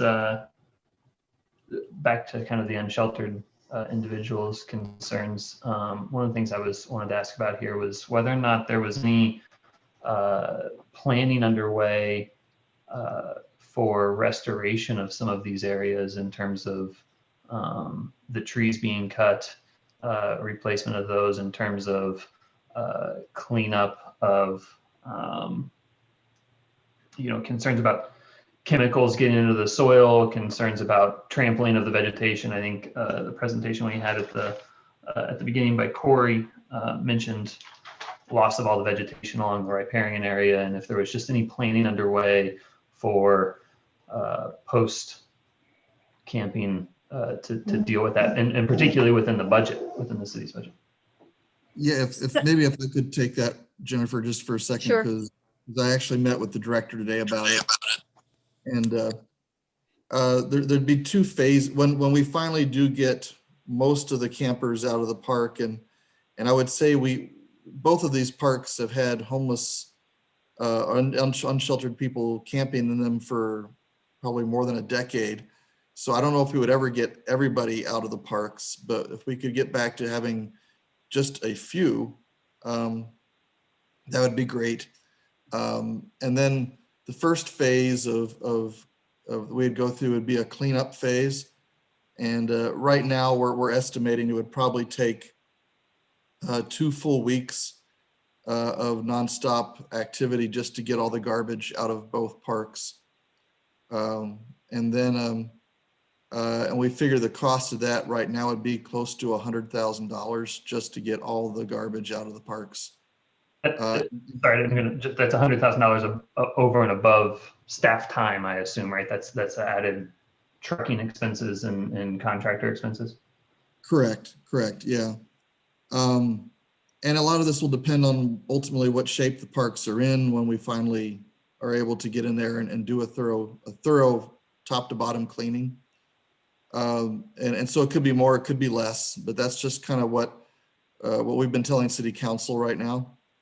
And then, we have to do an assessment to see what's been done as far as people have been grading and terracing and digging, and so what kinds of mitigation area has to be done to put everything back to the proper grade.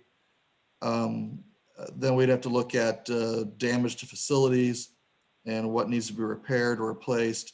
And then the big item would be revegetation or reforestation.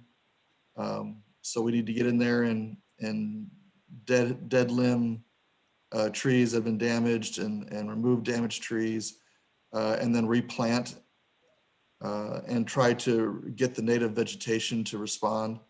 So we've been talking to the city manager, we've been talking to the budget office about there being funds available to do that. And that will be a rather large hit on the city's general fund, because we're imagining right now it's probably a couple $100,000 to get it all back to where it was.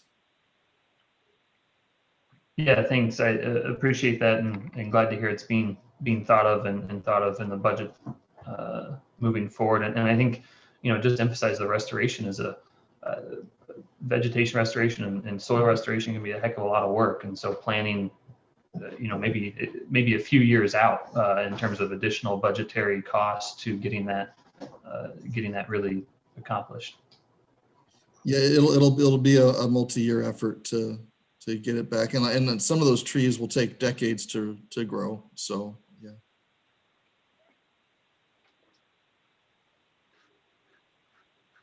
Thank you, Mark. Any other questions for Mark or Jennifer? Dylan, the only other thing I flagged, and I don't know that I had a specific question on it, but just wanted to bring it up to see if there was more context for it, but it seemed to be a couple of updates on relationship with the school district, and just wanted to see kind of where that was, if that was heading in a good direction, I guess, or I know the agreement there discontinued, I think last year, but I just noticed there was a couple of updates about lack of communication happening, and and different signage requests happening. So just, I guess wanted to flag that to see if there was something that Jennifer that we should chat about with that, or if the update was sufficient. No, so you're correct. We no longer have a cooperative use agreement with the school district. So it's more of a vantage point of what's on their property is their property with regard to scheduling of programming, and what's our property is our property. What we do currently have in place and what we've been updating is relative to a maintenance agreement. So the maintenance agreement, again, is kind of the same vantage point. Initially, what's their property is their property, what's our property is our property to maintain, although there are some locations where there's overlap. And so what we've been really trying to work through is those specific locations where there's overlap between the city and the school district. So we have made some progress. I did get it back from the school district. They did a review of the most recent draft version. And so it's actually back in my court now to look at their comments and then see what we can, I guess, basically finalize, and what areas, if any, that we still need to have some additional dialogue and iron out. So I think we're really close to finalizing that agreement and, getting that on track and so forth. But I appreciate you asking, but I think we're headed in getting that completed. Great, thank you. Great. Well, let's move into the recreation update. Any questions or comments based on the report we got?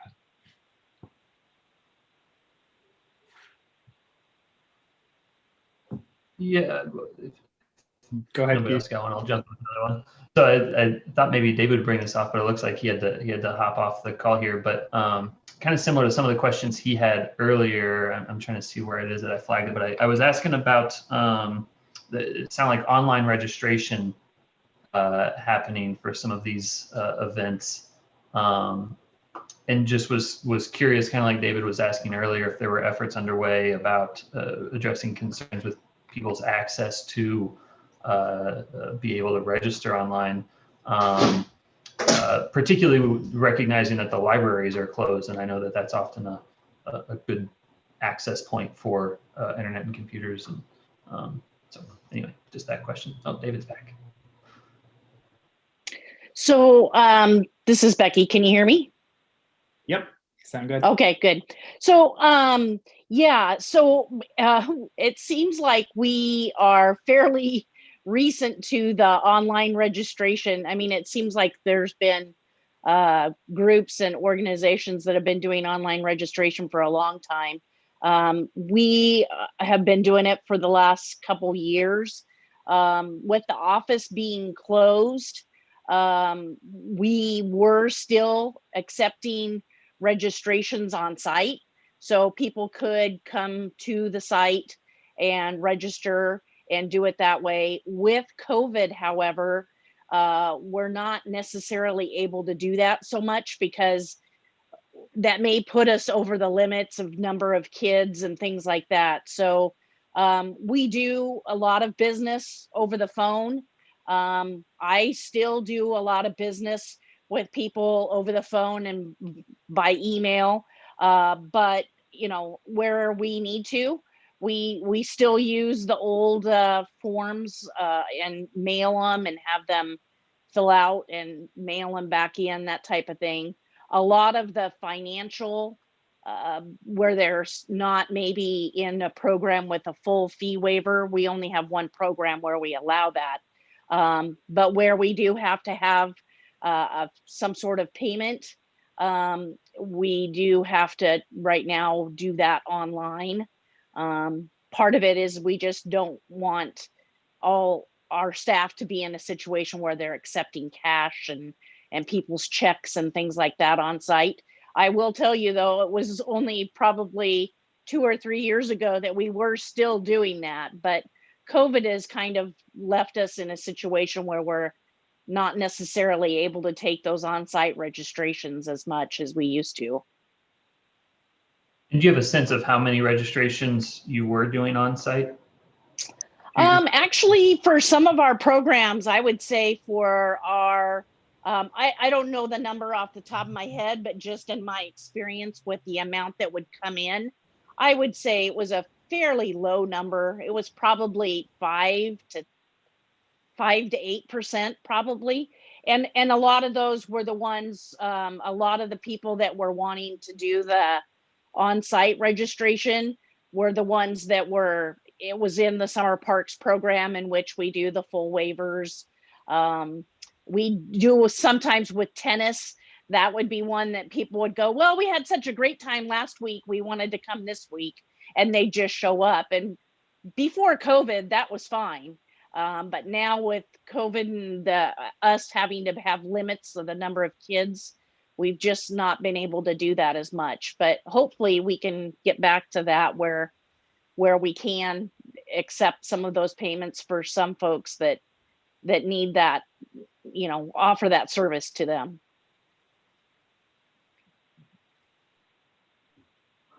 Perfect. Any other questions? Yeah, Tony. Yeah, I noticed that in that report, there's a lot of the summer festivals are probably going to cancel again. But I couldn't tell, are they planning to reschedule for the fall or just going to cancel for the whole year? Yeah, so that's a really good question. When I wrote that, I hadn't yet heard from everybody. It seems like last week, Thursday, Friday, I've heard from a lot of them. So to answer your question, a lot of them have just decided to cancel this year. There was discussion like with the art fair. There is still discussion with the World Beat Festival. The art fair was thinking about doing some sort of virtual event, but I think they've backtracked off of that. The World Beat Festival canceled on Friday their June event. They're still contemplating if they can try to do something later in the fall or some smaller activity or a virtual activity. They haven't decided on that. But unfortunately, I think a few months ago, there was the thought that we can still have the event. And then there was, well, maybe we do a virtual. And just in the last week or two, we've had a lot of people just say, it's just not going to happen. The Fish Fest El Rey, I heard from them on Friday as well, and they've canceled for this year. So some of those events and activities, I would suspect a concert is not something that would probably work too well virtually. An art fair, if they wanted to figure out some way to do some donations and things, maybe they could do that virtually, but a lot of them say the virtual component is a lot harder than it seems to be able to do it. So they've just elected to cancel, unfortunately. Yeah, thank you. Mm-hmm. Any final questions? Yeah, Mickey. Got to hit the right buttons here. I was just wondering, I mean, I'm really excited to see that kickball and softball are still planned and there's signups and we have tournaments going on. I haven't been down to the softball complex since last summer. Actually, the summer before. Yeah. Are there any issues with our unsheltered down at Wallace Park? Is there going to be any conflict with the softball complex? I just didn't know. Yeah, so there has been some, we were able to have programs and activities out there last year, and we weren't able to allow spectators in.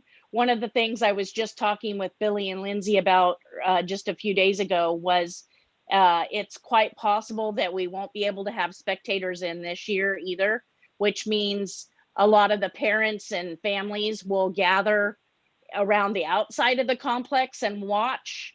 So, I mean, just the influx of people out there will be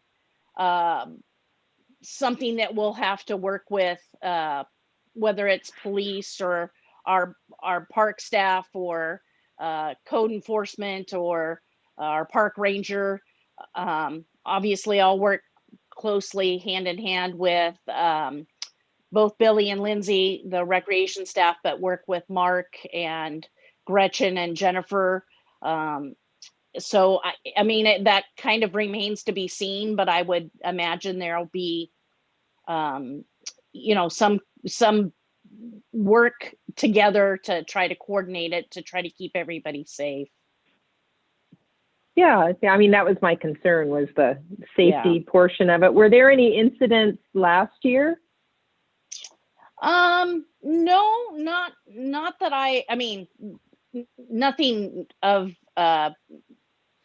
you know, a tremendous standpoint, but I mean, there's just, you know, humans interacting and, you know, some not doing, but that doesn't always have to be. Sometimes, I mean, having been involved in softball for a while, you know, it doesn't always have to be between an unsheltered guest in our park and somebody there for recreation, unfortunately.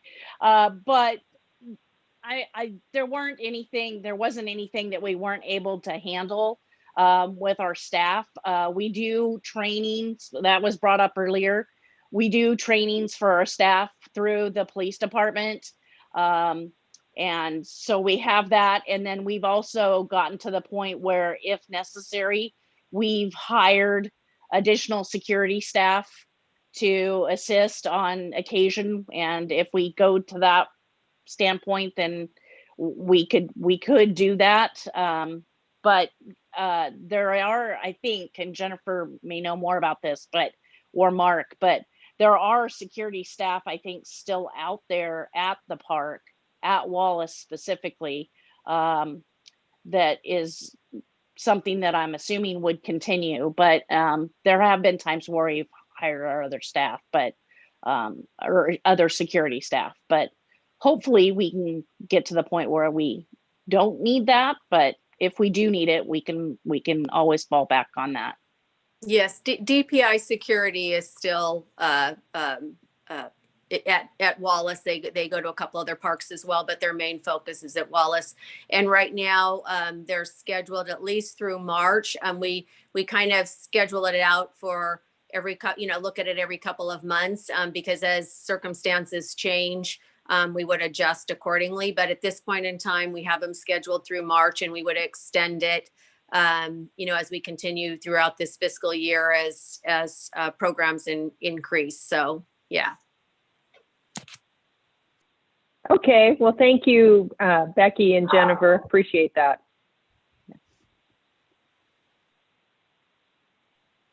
All right, any final thoughts? All right, what about any new business? Is there anything that folks would like to raise?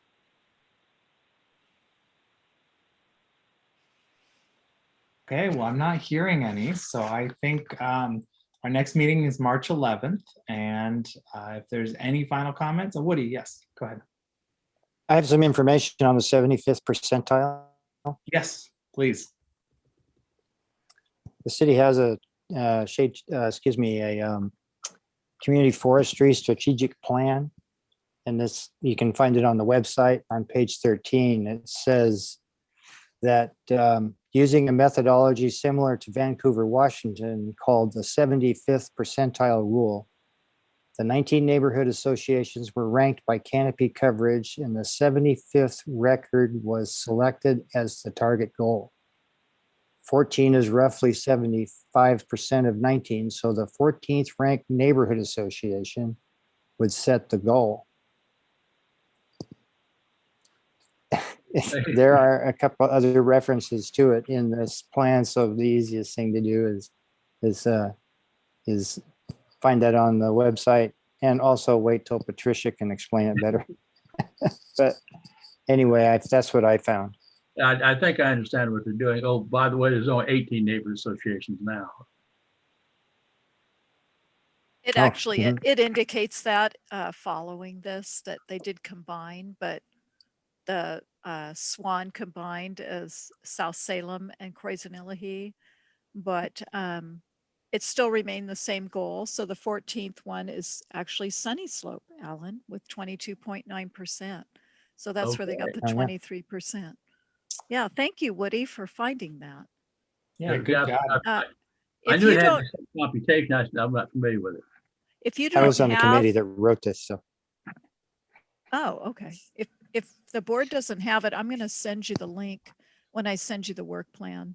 I'll send you the link to the strategic plan, community forestry strategic plan. So you have that. Yeah. There's a lot in there, so. Yes, there is. I really enjoyed reading through it. I knew I'd seen it someplace because I have all kinds of little notes and stickies in it and stuff, but I couldn't remember exactly what it had said. So thank you, Woody. Yeah, some of tonight's tree report came from that plan also. If you'll, it says in places. Great. Any other final thoughts before we wrap up? Okay, well, thank you, Tony, for sending out that link so all of us can review that, and looking forward to looking through it again. And I hope everyone has a wonderful weekend, and we will see you all on March 11th, if not sooner, for birding. Yeah, Tony. I have one quick update. I just remembered, I did hear from the city manager's office that I think they're going to have a boards and commissions committee meeting in March. So we should have, hopefully, our vacancy filled.